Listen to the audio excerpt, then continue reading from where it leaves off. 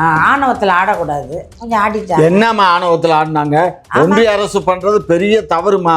ஒரு சினிமா படம் கிட்டத்தட்ட ஒரு 500 கோடி செலவு பண்ணி ஒரு ப்ரொடியூசர் அந்த படத்தை எடுத்திருக்காரு. அந்த படத்தை ஓட விடாமன்னா ஒரு நாளைக்கு எவ்வளோ வட்டி ஆச்சு, எவ்வளோ இதாச்சு. இவங்க விஜய் வந்து பழி வாங்குறோங்கிற நோக்கில் அந்த ப்ரொடியூசர்ல இதாக அடைகிறாரு, சிரமப்படுறாரு. பொய்யா நிப்பாட்ட மாட்டாங்க. கோர்ட்டு சொன்ன தீர்ப்பையாவது மதிக்கணும் இல்ல? எதுக்கு அப்பீல் போற? ஏன் விஜய் என்ன திங்கிற சோத்துல மண்ணாளி போட்டாரு? கூட்டணி வியூகம் தான். விஜய் தான் சொல்லிட்டாருல, எலெக்ஷன்ல நின்றுக்காரு. எத்தனை எலெக்ஷன்ல நிக்க இருமா, அவரு வரட்டும், உங்க தலைவர் வரட்டும், எவ்வளவு கூட்டம் வருதுன்னு பாரு. தம்பி நீ இந்த பக்கம் போ, இந்த பக்கம் போ, நடுப்புற போதுன்னு சொன்னதுக்கு காரணம் என்னன்னா, அவன் நாசுக்கா சொன்னாரு, ஒன்று பெரியாரை வை, இல்லை அண்ணாவை வை, ஒன்று அம்பேத்கரை வை, இல்லது பெரியாரை வை, ஏதாவது ஒன்று வை. அதாவது ஒரு ஆம்பளை இந்த கேள்வி கேட்டா பரவாயில்ல, ஒரு பொம்பளை பிள்ளை இந்த மாதிரி பேசலாமா? அப்புறம் நாங்க மாடல் என்றாலே கற்பழிப்பு, பெண்கள் தாலியை நாங்க யார கற்பழிச்சோம்? சாராயத்தை ஊத்தி கொடுக்கறது. நீ என்ன பேசுற? உங்க தலைவர் தொடங்கிட்டாரு. அப்புறம் என்ன தொடங்கிட்டாரு? அரசியல் பண்ண ஆரம்பிச்சிட்டாரு. 2.0 அடி போடுறாரு. 26 எலெக்ஷனுக்கு அடி போடுறாரு. இந்த 3000 வந்து அட்வான்ஸ் தொகை. டோக்கன் அட்வான்ஸ் போறாரு. இப்ப token advance 3000 for token advance. Tamil Nadu Dravida மாடலோட ஓட்டுக்காக டோக்கன் அட்வான்ஸ். ஓட்டுக்காகவா? ஓட்டுக்காக. அட போமா, நீ வேற ஓட்டுக்காக சோலியா குடிவே சும்மா ஆடாதப்பு.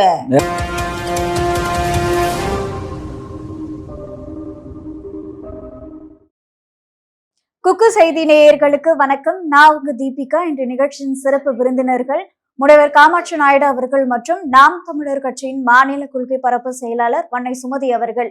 இருவருக்கும் வணக்கம். வணக்கம். வணக்கம் மேம். இப்போ வந்து விஜய் அவர்களுடைய படத்துக்கு தணிக்கை சான்றிதழ் வழங்க வேண்டும் அப்படின்னு சொல்லி நீதிமன்றம் உத்தரவிட்டு இருந்தாங்க.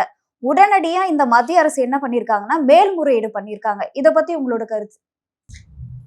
மிரட்டுறாங்க, மிரட்டி பாக்குறாங்க, பயமுறுத்துறாங்க. மிரட்டல, பயமுறுத்துறாங்க. விஜய் அவர்களை பயமுறுத்துறாங்க. தொண்டர்களுக்கு இப்ப தெரியும், பேசினாங்கல்ல மைக்கு முன்னாடி நின்று பேசுறாங்க, இப்ப தெரியும். அதுக்குதான் அடக்கி வாசிக்கணுங்கிறது ரொம்ப முக்கியம். நாவடக்கம் ரொம்ப முக்கியம். வாயை ரொம்ப விடக்கூடாது, ஆணவத்துல ஆடக்கூடாது, கொஞ்சம் ஆடிட்டாங்க. என்னம்மா ஆணவத்துல ஆடினாங்க? ஒன்றிய அரசு பண்றது பெரிய தவறுமா. ஒரு சினிமா படம் கிட்டத்தட்ட ஒரு 500 கோடி செலவு பண்ணி ஒரு ப்ரொடியூசர் அந்த படத்தை எடுத்திருக்காரு. அந்த படத்தை ஓட விடாமன்னா ஒரு நாளைக்கு எவ்வளோ வட்டி ஆச்சு, எவ்வளோ இதாச்சு. இவங்க விஜய் வந்து பழி வாங்குறோங்கிற நோக்கில் அந்த ப்ரொடியூசர்ல இதாக அடைகிறாரு, சிரமப்படுறாரு. இதெல்லாம் வந்து ஒன்றிய அரசு செய்யறது கொஞ்சம் கூட நியாயம் இல்லை. ஏதாவது வெட்டணுமா வெட்டிக்க, ஒட்டணுமா ஒட்டிக்க, இல்லை அப்படின்னா வேற ஏதாவது சர்டிஃபிகேட் கொடு, என்னத்தையாவது கொடுத்து ரிலீஸ் பண்ணணும். இவ்வளவு காசு பணம், எவ்வளவு மக்களுடைய உழைப்பு, இவ்வளவு பண்ணுனா நீ அதை மார்க்கெட்டிங் பண்ண விடாம நீ பண்ணுனேன்னா இது அநியாயம் இல்லையா? பொங்கலுக்கு ரிலீஸ் பண்ணா நான் அந்த இதுல ஏதோ அவங்களுக்கு வருமானம் வரும், அதை கெடுக்குறங்கிற நோக்கத்துல விஜய் உங்க கட்சிக்கு கூட்டணிக்கு வரணுங்கிறதுனால நீங்க வந்து இந்த மாதிரி பண்றது, பிஜேபி பண்றது முழுக்க முழுக்க தவறான விஷயம். இதுக்கு வந்து நீங்களும் வக்காலத்து வாங்குறீங்க. சும்மா இதுமா அப்புறம் என்னத்துக்கு சொல்றேன்? ரொம்ப விஜய்க்கு இதுக்கு சம்பந்தம் இல்லை. அவரு இதுல நடிச்சாரு, அதோட அவரு வேலை முடிஞ்சு போச்சு. அவரு ப்ரொடியூசர்ல இப்ப பாதிக்கப்படுறாரு. திரைத்துறையில அரசியல திணிக்கிறாங்க. ஒரு தணிக்கை குழு வந்து நிப்பாட்டி வச்சிருக்காங்க. காரணம் நிப்பாட்ட மாட்டாங்க, பொய்யா நிப்பாட்ட மாட்டாங்க. கோர்ட்டு சொன்ன தீர்ப்பையாவது மதிக்கணும் இல்ல? எதுக்கு அப்பீல் போற? ஏன் விஜய் என்ன திங்கிற சோத்துல மண்ணாளி போட்டாரு? கூட்டணி வியூகம் தான்.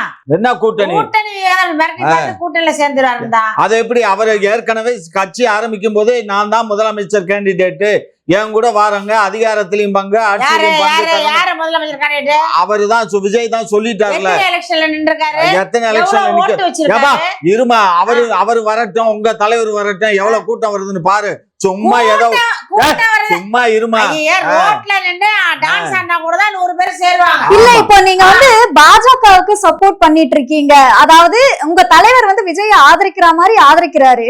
தொண்டர்கள் வந்து விஜய் அவர்களை எதிர்க்கிறீங்க. அப்ப மறைமுகமா பாஜகவுக்கு நீங்க சப்போர்ட் பண்றீங்க. விஜயோட கருத்துக்கு தான் முரண்படுறோம். ஆமா, இல்ல அந்த படம் வந்து தெளிவு கருத்துக்கு தான் அதாவது தொட்டிலையும் ஆட்டி விடுறது, பிள்ளையும் கிள்ளி விடுறது, அந்த வேலைதான் இந்த வேலை. சொல்றேன்னா அறிவு பூர்வமா வாங்குங்கிறோம். ஏன் விஜய் அப்ப தொண்டர்களுக்கு அறிவு இல்லையா? என்ன சொல்றான், எல்லாம் அறிவாளா இருக்காங்க. இது கரூர்ல ஓடினாராமா, அதுக்காக ஏதோ ஒரு 40% ஓடினாரா? ஒரு ஊர்ல ஒரு விஷயம் நடந்துச்சுன்னா அதையே சொல்லி சொல்லி காட்டுவீங்க.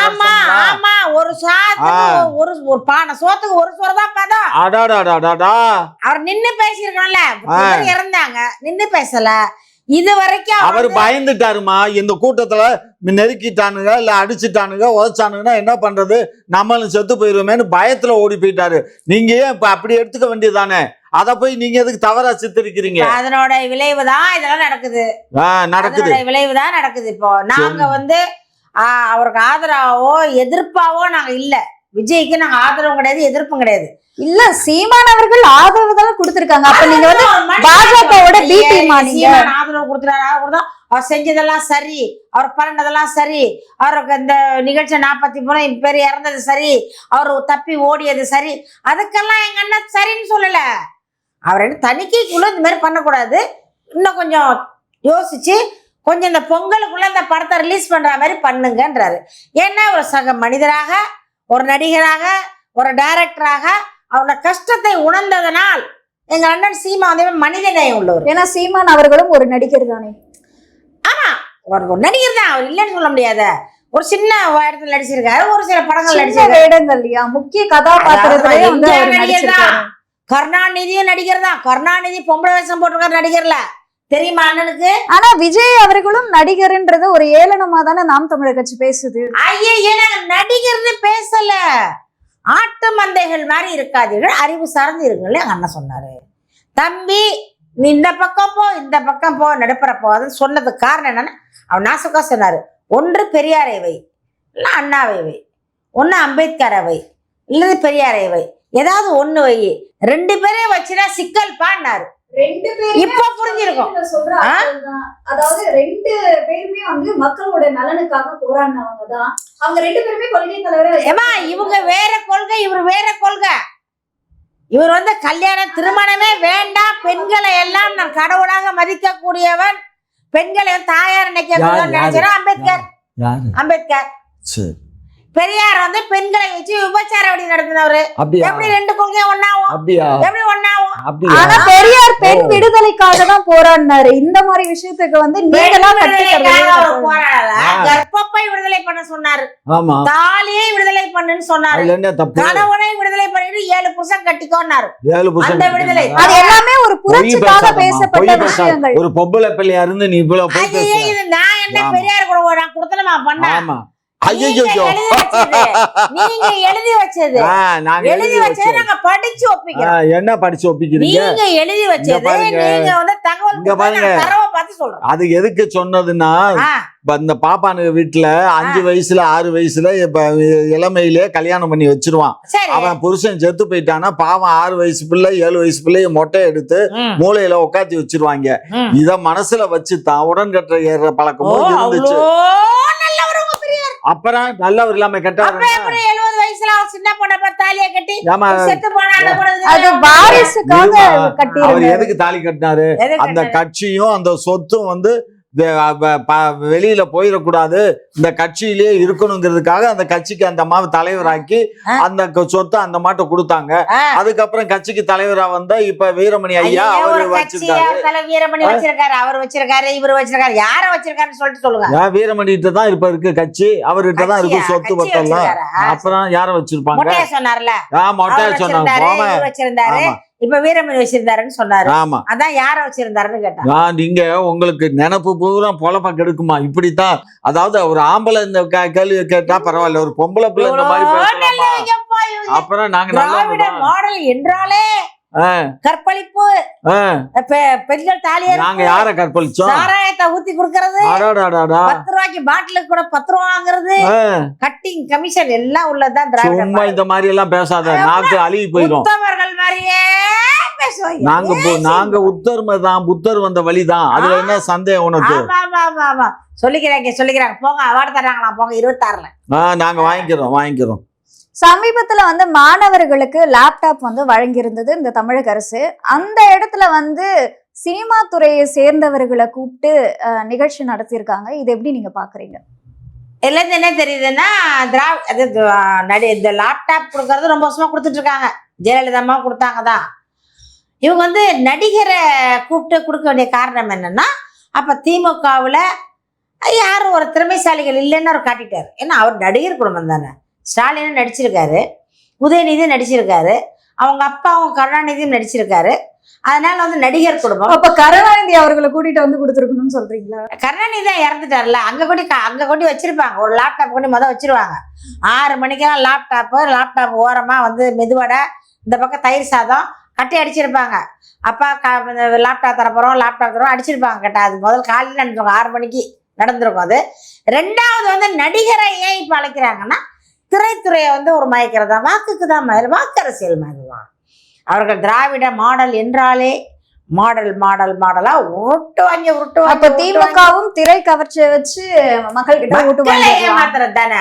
சூர்யா கொஞ்சம், அப்புறம் யாரு சொன்னீங்க? சூர்யா, கார்த்திக், அதுக்கப்புறம் வந்து கார்த்திக் வச்சா அந்த ஓட்டு, மணிகண்டன் வச்சா அந்த ஒரு ஓட்டு, அப்புறம் இன்னொருத்தர் யாரு?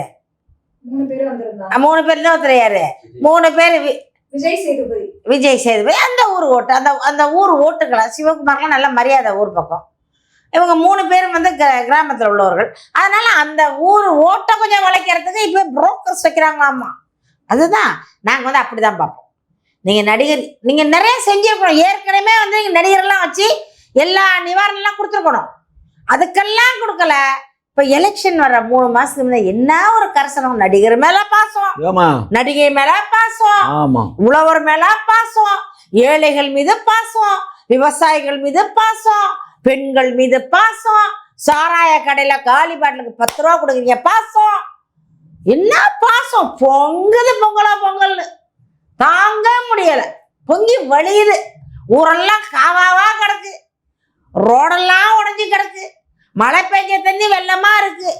ஒரு வீட்டுல கூட கஞ்சி குடிக்க அரிசி இல்ல, காசு இல்ல, வேலை வாய்ப்பு இல்ல. பட்னிசாவே வந்து திமுக ஆட்சியில கிடையாதுன்னு சொல்றாங்க. அரிசி, இலவச அரிசி 25 கிலோ போடுறாங்க மாசம். சார், அது எல்லா குடும்பங்களுக்கும் கிடையாது. ஏழை எளிய மக்களுக்கு கொடுக்குறாங்க. வசதியானவங்களுக்கு இப்ப எங்களுக்கு இல்ல. உனக்கு இருக்குல்ல, உங்க வீட்டுல இருக்கு. இப்ப 10 கிலோவா 25 கிலோவா? எது? ரேஷன் அரிசி 20 கிலோ. அப்படியாப்பா? ஆமா. அது வந்து ஆட்கள் அதிகமா இருக்கும் போதுதான் அந்த மாதிரி வந்து எக்ஸ்ட்ராவா அரிசி கொடுக்குறது. 2 பேரும் ஒருத்தர்லாம் இருந்தாங்கன்னா குடும்பத்தினுடைய எண்ணிக்கைக்கு தகுந்த மாதிரி கொடுப்பாங்க. எங்க வீட்டுல 4 பேர் இருக்கும் போது 2 கிலோ சக்கரை வந்துச்சு. இப்ப 2 பேர் இருக்கிறதுனால 1 கிலோ தான் வருது. ஆட்கள் குறைய இந்த ரேஷன் கடை பொருட்களும் குறையுது. சக்கரை மட்டும்தான், அரிசி குறையாது. பருப்பு கிடையாது. யார் சொன்னா பருப்பு கிடையாது? நீயா உறுப்பு போடாத.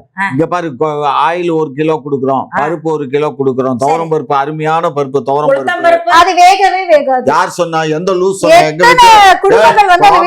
வீட்டுல அதான் வாங்கி வச்சுட்டு நாங்க சமையல் பண்றோம். சும்மா அதுக்கு ஆமா. அது இங்க பாரு, ரேஷன்ல குடுக்குற ஆயில், அதுக்கப்புறம் அந்த பருப்பு, அந்த உளுந்து எண்ணத்துக்கு போடுவோம். துவரம் பருப்பு தான். துவரம் பருப்பு, பாம் ஆயில், ஜீனி, ரேஷன் அரிசி, வாங்கிட்டு போய் வீட்டுக்குள்ள வச்சீங்கன்னா தானா பொங்கி, தானா சாம்பார் ஆயிடு, தானா சோறு வாங்கி. அதுக்கு தான் 1000 ரூபாய் கொடுக்குறோம். கேஸ் சிலிண்டர் வாங்கிக்கோ. கேஸ் சிலிண்டருக்கு தான் 1000 ரூபாய் கொடுக்குறோம். 500 ரூபாய்க்கு நாங்க வந்து கொடுப்போம்னு சொல்லி தேர்தல் வாக்குறுதியில சொல்லிருக்கீங்க. சிலிண்டர் வந்து 500 ரூபாய்க்கு நாங்க 500 ரூபாய் கொடுக்கல. ஒன்றிய அரசா இல்ல இந்திய நாங்க அப்படி எல்லாம் ஒண்ணும் சொல்லல. நல்லா படிச்சு பாரு. நாங்க சிலிண்டர் விலையை குறைப்போம் அப்படின்னு நீங்க சொல்றீங்க. அப்படிதான் சொன்னோம். சிலிண்டர் விலையை குறைப்போம்னு சொன்னோமே தவிர 500 ரூபாய்க்கு தர்றோம், 300 ரூபாய்க்கு சொன்னாங்க. ஆமா, காதுல சங்க ஊதுனாங்க. சாராய கடையை அடியோடு ஒழிப்போம். இத பாரு, பொய்யெல்லாம் பேசாத. அதை நாங்க சொல்லவே இல்ல. கரண்டை வந்து மாதம் ஒரு முறை கணக்கு எடுப்போம். அது எடுக்கும் பொழுது 1000 ரூபாய் குறையும்லவா? பஸ் இலவசமா தருவோம். தரோம்ல. உங்களுக்கு வந்து எய்ம்ஸ் மருத்துவமனை கட்டியே தீருவோம். எய்ம்ஸ் நாங்களா பண்றோம்? எய்ம்ஸ் அவன் ஒன்றிய அரசு. எங்களுக்கு தான் தெரியும் உங்களால முடியாதுன்னு. நீங்க தானே பீத்துனீங்க. என்ன பீத்துறேன் செங்கல் ஏங்க இங்க இருந்து காட்டுறது அதுதாங்க நாங்களா? செங்கல் இங்க இருக்கு எங்க இருக்கு எய்ம்ஸ் தான் கேட்டமே தவிர நீ என்ன பிளேட்டே மாத்துற உனக்கு இப்ப மூளை கலங்கி போச்சு. அதாவது நீங்க அதான். ஓட்டு போடுங்க. இப்ப உருட்டுறாங்க. இப்ப போய் என்ன சொல்றாங்க, நாங்கள் வந்தா 3000 ரூபாய் கொடுக்குறோம், எல்லாருக்கும் 3000 கொடுக்குறோமா, பாருங்க ஓட்டு போடுங்க. நேத்தே தொடங்கி வச்சிட்டாருமா தலைவர், நீ என்ன பேசுற? உங்க தலைவர் தொடங்கிட்டாரு. அப்புறம் என்ன தொடங்கிட்டாரு, அரசியல் பண்ண ஆரம்பிச்சிட்டாரு. 2.0 அடி போடுறாரு. ஆமா 26 எலெக்ஷனுக்கு அடி போடுறாரு. ஆமா இந்த 3000 ரூபாய் வந்து அட்வான்ஸ் தொகை. ஆமா இந்த டோக்கன் அட்வான்ஸ் போறாரு. இப்ப டோக்கன் அட்வான்ஸ் ஆமா 3000 for டோக்கன் அட்வான்ஸ். ஆமா தமிழ்நாடு திராவிட மாடலோட ஓட்டுக்காக டோக்கன் அட்வான்ஸ். ஓட்டுக்காகவா? ஓட்டுக்காக. அட போமா நீ வேற ஓட்டுக்காக சோழியங்குடிவே சும்மா ஆடாதப்பு. சும்மா ஆடுமா? வரட்டும். போன வருஷம் எங்க போனீங்க? ஏன் 3000 கொடுக்கல? போன வருஷம் இதே வெள்ளம் வந்துச்சு, அதுக்கு முந்தின வருஷம் இதே வெள்ளம் வந்துச்சு, அதுக்கு முந்தின வருஷம் வந்து கொரோனா வந்துச்சு. அப்பயும் அவங்க அக்கறை எங்க போச்சு? அப்ப திராவிட மாடல் 2.0 அக்கறை எங்க போச்சு? அப்ப எங்க போனாரு இந்த முதலமைச்சர்? 5வது வருஷம் ஆட்சி முடிய போற தருவாயில 3000 ரூபாய் தர்றீங்கன்னா என்ன ஒரு அக்கறை? இல்ல நீங்க எப்படி முடிய போகுதுன்னு சொல்றீங்க? அவங்க மறுபடியும் நாங்க தான் வரும்னு சொல்லிட்டு இருக்காங்க. 5 வருஷம் முடிய போகுது. அடுத்தது பாப்போம் பாப்போம் பாப்போம் பாப்போம். நீ ஓட்டு வர்றான்னு பாப்போம். நீ ஓட்டு போடுவியாமா? யார்? நான் எங்க அண்ணன் சீமானுக்கு போடுவேன், நாம் தமிழர் கட்சிக்கு போடுவேன். ஓட்டு இருக்கா உனக்கு? இருக்கு. இப்ப செக் பண்ணி பாத்துட்டியா? பாருங்க, எனக்கு எல்லாம் போய் எல்லா ஃபார்ம் எல்லாம் ஃபில் பண்ணி இதெல்லாம் பார்த்தாச்சு. ஆள்லாம் வந்து பாத்துட்டாங்க. அதெல்லாம் கரெக்டா போடுறோம். ஓட்டெல்லாம் எங்க வீட்டுல கரெக்டா போடுறோம் எல்லாரும். 2026 தேர்தல் அறிக்கை வந்து தயார் பண்றதுக்காக ஒரு குழு வந்து அமைச்சிருக்காங்க. அந்த குழு என்ன பண்றாங்கன்னா, ஒவ்வொரு வீட்டுக்கா போயிட்டு உங்களோட குறைகள் இருந்தா சொல்லுங்க அப்படின்னு சொல்லி அந்த குறைகளை தேர்தல் வாக்குறுதியா வந்து கொடுக்கலான்னு இருக்காங்களாம். ஆமா, வந்து ஒரு ஒரு மேன், ஒரு அம்மா, ஒரு ஐயா வர்றாங்க. 2 பேரும் ஸ்டூல் கேட்குறாங்க, கொஞ்சம் உட்காந்துக்கிறாங்க. உங்களுக்கு எத்தனை ஓட்டு இருக்கு, என்னென்ன போடுறீங்க? ஃபர்ஸ்ட் முதல் கேள்வியே, அம்மா நீங்க வந்து பஸ் பயன்படுத்துறீங்களா, பஸ்ல போறீங்களா? அந்த அம்மா சொல்லிச்சு, ஆமா என் பொண்ணு வந்து காலேஜுக்கு போயிட்டு வருது. நீங்க நான் எப்பயாச்சும் மார்க்கெட்டு போனா போவேன். சரி, அது உங்களுக்கு வந்து கரண்ட் எல்லாம் கம்மியாகுதா? திமுக ஆட்சியில அரிசி 3000 ரூபாய் பணம் வந்துச்சா அவங்களுக்கு? எல்லாம் கேட்குறாங்க. கேட்டு முடிச்சுட்டு, அம்மா மறந்துடாதீங்க திமுகவுக்கு ஓட்டு போட்டுருங்க. திமுகவுக்கு ஓட்டு போனா நிக்கிறேன், மேல இருந்து படிக்கட்டுல இருந்து பார்த்துட்டு இருக்கேன், கீழே உருட்டுறாங்க. ஓட்டு அரசியல். அப்புறம் இன்னொன்று, அம்மா உங்களுக்கு இல்லை, இல்லைங்க அங்கே இல்லை, என் வீடு அங்கே இருக்கு அப்படின்னு. சரிம்மா நீங்களும் ஓட்டு போட்டுருங்கம்மா திமுகவுக்கு, உங்கள் ஃபார்ம் கொடுங்க செக் பண்ணணும், என் ஃபார்ம் வீட்டில் இருக்கு அப்படின்னு. இல்லை என்ன அவ்வளோ அக்கறைன்னு கேட்டேன். நம்ம தான் வாய் சும்மா இருக்காது, என்ன அவ்வளோ அக்கறை, படிக்கட்டில் நிற்கிறவங்களாம் கூட்டு ஃபார்ம் கேட்குறீங்க என்ன? இல்லைம்மா சொல்லிட்டாங்க திமுகவில் ஒருத்தரை கூட விடக்கூடாது, ஒருத்தரை விடக்கூடாது சொல்லிட்டாங்க. ஆர்டர் ஸ்ட்ரிக்டாக ஆர்டர் போட்டாங்க. அதனால ஒருத்தரை விட மாட்டாங்க. இப்போ நீங்கள் வந்து உங்களுக்கு இப்போ எங்கே படுத்துருக்க தாத்தாலும் தூக்கிட்டு போவாங்க, எழுப்பி 3000 கொடுப்பாங்க, கோட்டரை கொடுப்பாங்க, கோழி பிரியாணி கொடுப்பாங்க. பாட்டிலுக்கு 10 ரூபா குறைச்சிட்டாங்களாண்ணா, பாட்டிலுக்கு 10 ரூபா குறைச்சாங்க சாராய பாட்டிலுக்கு. ஆனால் வந்து மது வந்து திருப்பி உடனே கொடுத்துடணுமா? அப்போ எப்படி எவ்வளோ பேர் குடிப்பான்? அந்த 10 ரூபாய்க்கு ஆசைப்பட்டு 500 ரூபாய்க்கு குடிச்சிரும். அப்படியே கடக்கடன்னு ஊற்றிக்கிட்டு பாட்டில் கொடுத்துட போகிறான், செத்து போகிறானுங்க, சாவடிக்கிறாங்க.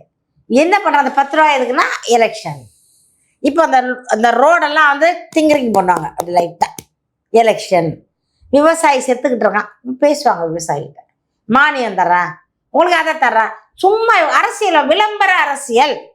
இது மக்களுக்கான சேவையோ மக்களுக்கான அரசியலோ தமிழ்நாட்டுக்கான ஒரு தலைவருடைய வேலையே கிடையாது. அவர்கள் குடும்ப ஆட்சி, குடும்ப அரசியல். கருணாநிதிக்கு பிறகு ஸ்டாலின் வந்தாரு, ஸ்டாலினுக்கு பிறகு உதயநிதி, கனிமொழி அக்கா வந்தாங்க. இப்போ வந்து இன்ப நிதியா? இன்ப நிதி வரணும், அப்புறம் துன்ப நிதி வரணும். வந்து அந்த நாடு தான் கொஞ்சம் நாசமா போகணும். அதுக்கு வந்து இந்த ஆட்சியை விடக்கூடாது. நல்லதை சொல்லுமா வாயில, நீ எல்லாம் ஒரு வாவரிசி, நீ எதுக்கு இப்படி? அது நல்லவங்களுக்கு நல்லதை சொல்லுவோம். ஆமா, உங்களை மாதிரி திருடங்களுக்கு ஏன் நல்லது சொல்லணும்? யாரு திருடன்? நல்லவங்களுக்கு நல்லது சொல்லணும். எல்லாம் ஊரா பூரா திருடி கொள்ளை அடிச்சு ஊரா வச்சிருக்கீங்க. நீங்க அமெரிக்கா ஆட்டிக்கிட்டு போனீங்க, அங்க பதுக்கல் பண்ணிட்டீங்க. மலேசியா போனா அங்க வாங்கி போட்டுறீங்க, சிங்கப்பூர்ல வாங்கி போட்டுறீங்க, துபாய்க்கு போனா அங்க வாங்கி போட்டுறீங்க. கொடுத்து அனுப்பிச்சிங்களா? யாரு கொடுத்து அனுப்பிச்சிங்களா? அங்க வாங்க இங்க வாங்க இல்லையா? எது ஸ்வீஸ் வங்கில இருந்த பணம் எங்க? யாரு பணம்? எல்லாம் உங்களோட பணம் தான். எங்க பணம் தான். உங்களோட பணம் தான். எடுத்துக்கோ எல்லாத்தையும் வச்சுக்கிட்டு நீங்க அந்த ஆட்சியத்தை என்ன, அந்த பதவிங்கிறது வந்து ஒரு கேடைய மாதிரி.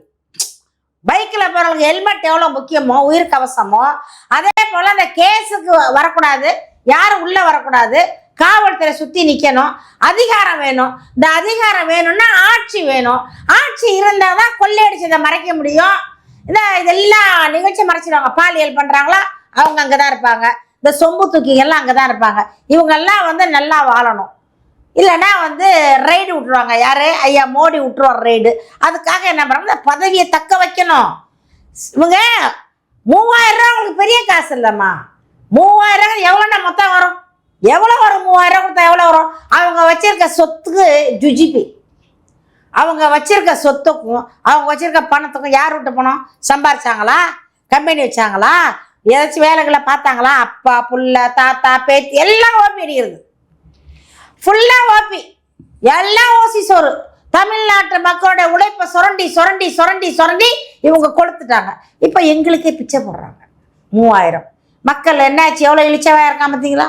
மக்கள் வந்து தன்னுடைய வாக்குரிமையை கொடுத்துட்டு இன்னைக்கு வந்து இலவச கையேந்திர நிலைமைக்கு வச்சது யாரு? இந்த திமுகவும் அண்ணா திமுகவும் தான். அதனாலதான் நாங்க சொன்னது 2 கட்சியும் ஒழிக்கணும். நீங்க என்ன என்ன பண்ணுங்க, மக்கள் தெளிவாயிட்டாங்கம்மா, மக்கள் தெளிவாயிட்டாங்க, மக்கள் திருந்திட்டாங்க. ஒரு நேரத்துல வந்து ஜெயலலிதா மூஞ்ச பார்த்து ஓட்டு போட்டாங்க, எம்ஜிஆரை பார்த்து ஓட்டு போட்டாங்க. இப்ப அரசியலை பாக்குறாங்க, படிக்கிறாங்க, பிள்ளைங்க படிச்சுட்டாங்க, அறிவுபூர்வமா சிந்திக்கிறாங்க. அதனால இந்த 2.0 లేదు. சார் இப்போ அதாவது நீங்க ஒரு குழு அமைச்சிருக்கீங்க, அந்த குழு வந்து மக்களோட குறைகளை கேட்டு அதற்கேற்ற தேர்தல் அறிக்கையை நாங்க கொடுப்போம். ஆல்ரெடி கொடுத்ததே வந்து செய்யல, இதுல நீங்க புது தேர்தல் அறிக்கை வேற கொடுக்கறதுல தகுதிக்கு மீறி சொல்லிட்டோம். அதனாலதான் சில என்னென்ன சொன்னீங்கன்னு சொல்லுங்க. சில விஷயங்கள் தான் செய்ய முடியல. நீங்க வந்து பொய் சொல்லிருக்கீங்கன்னு ஒத்துக்கிறீங்களா? அத அவ்வளவும் செஞ்சாச்சு. 480 இது பண்ணியாச்சு. ஒரு 40ஓ 45ஓ தான் செய்யல. முக்கியமானது பூரா செஞ்சாச்சு. உங்களுக்கு கண்ணுக்கு தெரியாது, கண்ணுக்கு தெரியாது. ஏன்னா உங்களுக்கு தின்னு இந்த ஆட்சியில நல்லா தின்னு கொழுப்பு ஏறி கண்ணை மறைச்சிருச்சு அந்த கொழுப்பு. அதனால உங்களுக்கு தெரியாது. நீட்டை தவிர எல்லாமே நாங்க செஞ்சுட்டோம். நீட்டு 1 தான் செய்யல, அதை தவிர எல்லாம் செஞ்சாச்சு. எங்க ஆட்சிக்கு குறை சொல்றவன் எவனும் விளங்க மாட்டான். இதை முடிவு பண்ணிக்கோ. வரக்கூடிய 2026ல திராவிட மாடல் ஆட்சி, திராவிட முன்னேற்ற கழகம்